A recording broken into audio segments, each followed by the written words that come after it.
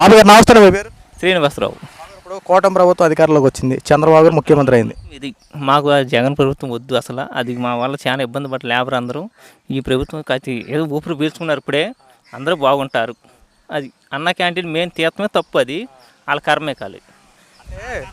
అనిపించారు, అయిపోయింది. ప్రజల దగ్గర నోటికాడు కూళ్ళు లాగకూడదు, పెట్టు లాగకూడదు. ఇప్పుడు పెడుతున్నారు మళ్ళీ చంద్రబాబు నాయుడు, అదే శుభ్రంగా జరుగుద్ది. ఈ కూటమి ఉన్న చేపు భయం ఎవరికి 5 సంవత్సరాలు చక్కగా గొడ్డేసి పడుకోవచ్చు అందరూ తల మీద. అది పవన్ కళ్యాణ్ గారు అన్నట్టుగానే అదం పాతాలని తొక్కేస్తా అన్నాడు.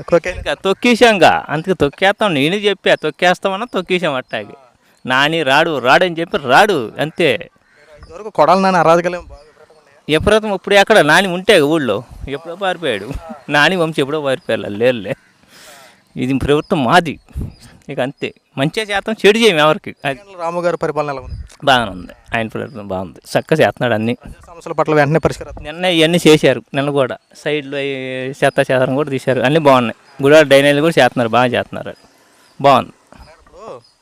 మొన్నటి వరకు మనకి రాజధాని అనేది లేదు, 3 రాజధానులు అది అన్నాడు.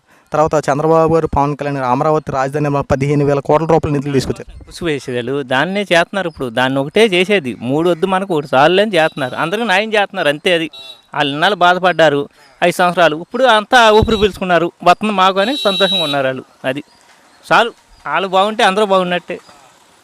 వైఎస్ జగన్మోహన్ ప్రభుత్వంలో మీకు మంచి జరిగితేనే ఓటేనే, అసలు ఏ ఇంట్లో మంచి జరగలేదంటారా?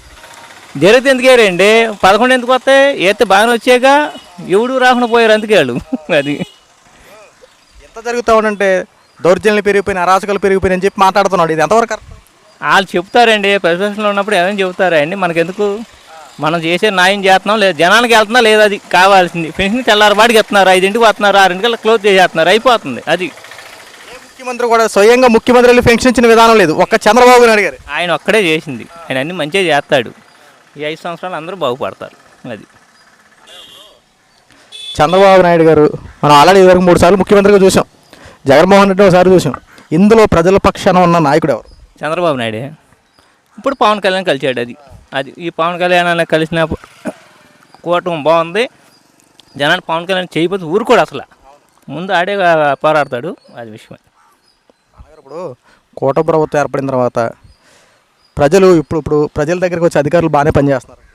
బాగానే చేస్తున్నారు, అందరూ చేస్తున్నారు, వస్తున్నారు, అందరూ చేస్తున్నారు. అన్నీ మొత్తం శుభ్రం చేస్తున్నారు, అన్నీ బాగుంది. రైతుల పరిస్థితి ఎలా ఉంది? రైతులకు కూడా పర్లేదు, చేస్తాడు.